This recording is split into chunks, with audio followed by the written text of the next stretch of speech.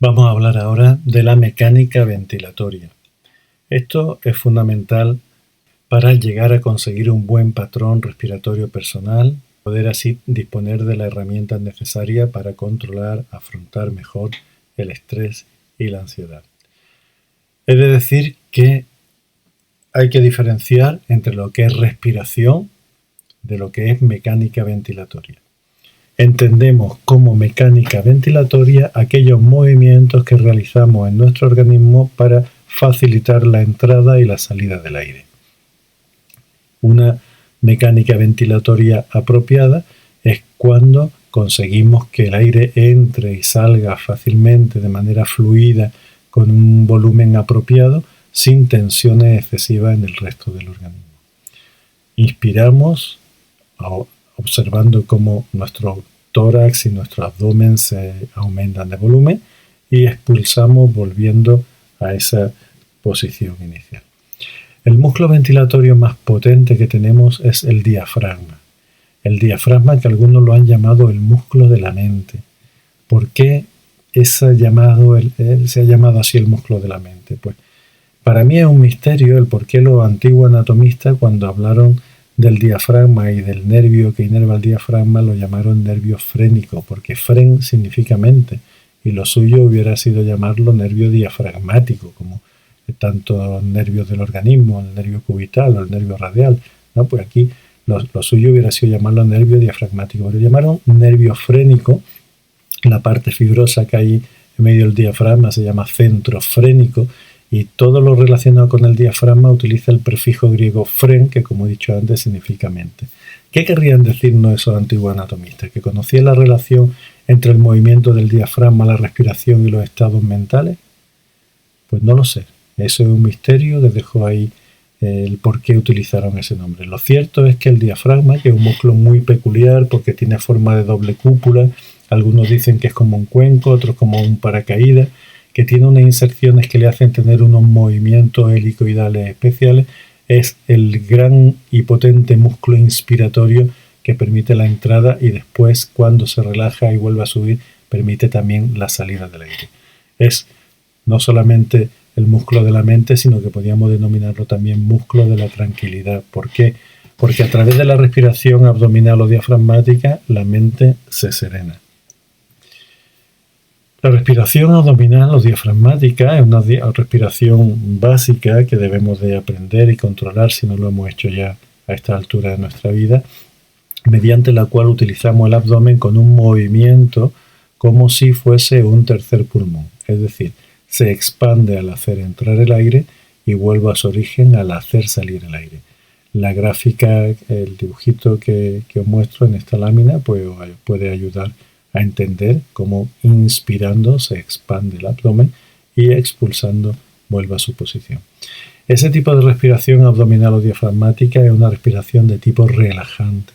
Cuando queremos calmar la mente, trabajar con una respiración baja en cuanto a conciencia del movimiento, en este caso el diafragma, en este caso el abdomen, o incluso más bajo, 2-3 dedos debajo del abdomen, de lo que significa, del ombligo, perdón, lo que es la zona del Dantian, permite relajar el organismo. Mientras que por el contrario, las respiraciones altas, las respiraciones torácicas, son respiraciones que activan, son respiraciones ansiógenas.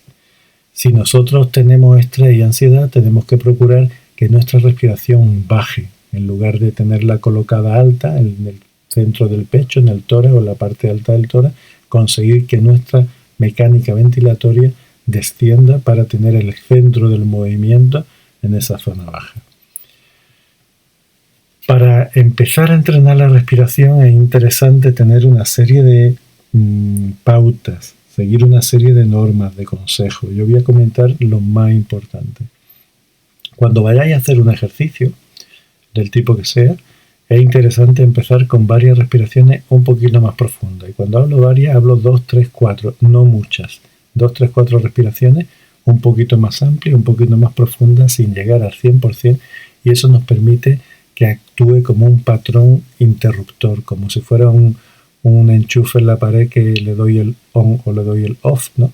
Pues algo así como un desconector para centrarnos en el ejercicio que vamos a hacer una vez nos hemos puesto. A menos que se diga lo contrario, es interesante empezar soltando el aire, excepto si explícitamente en el ejercicio se dice comienza con una gran inspiración o lo que sea. Si no, soltamos el aire y a partir de ahí ya comenzamos nuestra práctica. La pregunta de si respiro por la nariz o respiro por la boca es una pregunta frecuente. Lo normal es respirar por la nariz, entrada y salida del aire. Siempre la entrada por la nariz, la salida por la nariz. Si estamos resfriados, tenemos una rinitis o tenemos una obstrucción nasal que nos impida, pues respiraremos por la boca, no nos vamos a asfixiar, ¿no? Pero en la respiración natural, normal, en cada ejercicio tomamos el aire por la nariz, salimos por la nariz. Puede haber ejercicios respiratorios concretos en prácticas concretas que se diga que tomes por la boca o que expulse o que tal. Eso ya lo dirá la práctica concreta. Aquí estamos hablando de consejos para entrenar la respiración de manera general, de manera global y siempre y cuando no se especifique algo específico por una técnica determinada. Algunos alumnos cuando respiran hacen un ruido, algo así como... Bien, la respiración ha de ser silenciosa y suave, tan silenciosa y suave como que no apagaría la llama de una vela que se situara enfrente de nuestra boca o enfrente de nuestra nariz. Esa es la respiración apropiada.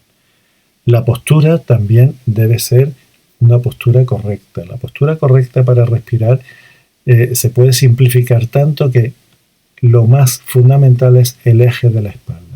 La espalda suficientemente recta, sin tensiones, y para ello puede ser interesante, como está esa figura de la lámina, pues que esté ligeramente separada del respaldo del asiento. Ahí se nota una diferencia entre el respaldo del asiento y la espalda de la persona que está haciendo la práctica, y eso nos permite que el aire, cuando entra, se amplíe el tórax y el abdomen en todas las direcciones del espacio, no solamente hacia adelante, sino también hacia atrás, y que tengamos un cilindro respiratorio elástico mucho más amplio de lo que sería si la parte de atrás la pegamos contra un objeto rígido. Otro consejo interesante es que la musculatura ha de estar en distensión. Si nosotros crispamos la frente, las mandíbulas, los hombros, cerramos el tórax, tenemos tensiones musculares, la respiración no va a ser fluida ni adecuada. En ocasiones, cuando la persona tiene muchas tensiones, a veces se aconseja que haya una especie como de pequeña relajación, como de pequeña puesta en sintonía de todo lo que es la musculatura y eliminación del exceso de tensiones para empezar esa práctica respiratoria. Por lo tanto, entrenamos con la musculatura en distensión. La lengua debe estar suficientemente relajada, y suficientemente relajada significa que está sin tensiones, y cuando la lengua está sin tensiones, pues queda como caída un poquito hacia atrás y la punta de la lengua toca el nacimiento de los incisivos superiores.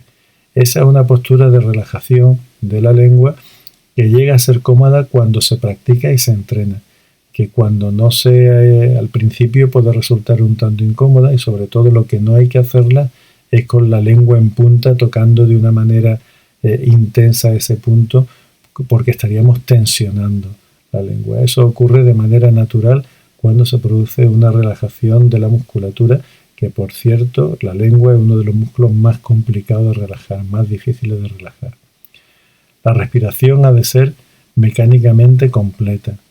Mecánicamente completa significa que implica al tórax, al abdomen y a la zona supraclavicular. Normalmente nosotros explicamos que se debe inspirar primero llenando desde el abdomen, después el tórax y después la respiración supraclavicular. Y tenemos una diferencia porque en el mundo del yoga se sigue otra mecánica. En el modelo sofrodinámico, a la hora de expulsar, expulsamos también en ese orden: abdomen, tórax y zona supraclavicular. Hay diferencia entre este patrón y el del mundo del yoga, y esta es simplemente pues modelos conceptuales diferentes que entrenamos cosas distintas. Cuando vosotros entrenéis desde el modelo sofrodinámico, lo hacéis como yo he dicho. Cuando vayáis a clase de yoga, pues haced lo que os dice el profesor correspondiente. Los ajustes corporales, por tanto, que nos interesan, además de los que he comentado ya. Insisto en la espalda suficientemente recta. Si está caída como el señor ese de la lámina, pues bloquea el abdomen, bloquea el diafragma y disminuye la capacidad de movilizar bien el aire. Importante relajar el entrecejo, la musculatura que hay entre ojo y ojo, ¿no? A la base de la frente. Si está tensa, la información que manda a nuestro cerebro es como de peligro, de preocupación, de alarma. Por lo tanto, tenemos que hacer congruente la postura del cuerpo y de la cara con el deseo de distensión, de relajación, de buscar calma, tranquilidad, sosiego, serenidad. Para ello también será muy importante aflojar y relajar la mandíbula. Cuando nosotros de manera no consciente contraemos la mandíbula, estamos expresando mucha tensión y ese feedback entre el cuerpo y la mente pues se activa como peligro, como algo que como si nos fuese a pasar algo inminente, ¿no? Hay personas, sabéis, que incluso por la noche tensan tanto la mandíbula que tienen que procurarse una férula que les manda el dentista, que es una férula de distensión de la musculatura de la mandíbula, porque incluso de noche están mordiendo y se llegan incluso a lesionar o romper algunos dientes. Relajamos la mandíbula y para ello no hay nada mejor que esbozar una ligera sonrisa. Relajamos la mandíbula, relajamos la lengua, esbozamos una sonrisa, separando ligeramente el labio inferior del superior. No es una sonrisa forzada, sino que es simplemente una expresión facial de una semisonrisa, una ligera sonrisa que va a permitir esa relajación mandibular. Interesante también que la boca esté suficientemente húmeda, porque al estar la boca suficientemente húmeda significa que estamos en parasimpaticotonía y eso nos va a permitir una mejor distensión. Y también es muy importante que dentro de esa postura erguida, majestuosa, en la que tenemos la espalda en el eje, los hombros estén relajados. Y relajamos los hombros de tal manera que notemos que el peso de nuestros brazos sobre las zonas que apoyen, de los muslos, en el regazo, la zona donde tengamos apoyados los brazos, notamos, constatamos el peso de nuestros brazos sobre la zona. Los brazos pesan, eso es una realidad biológica innegable, y si no notamos ese peso de los brazos es simplemente porque están los hombros tirando hacia arriba y los brazos están colgados de los hombros. Tenemos que hacer que los hombros estén tan suficientemente relajados como para que notemos el peso de nuestros brazos. Bien, una vez dicho esto, he hablado un poquito de la mecánica ventilatoria, de los consejos para respirar, de los ajustes corporales. Os voy a proponer un ejercicio que también vamos a realizar durante la semana. Y ese ejercicio va a consistir en una observación atenta y ecuánime de nuestra respiración para tratar de primero aprender a observar la respiración y posteriormente describir nuestro patrón respiratorio personal.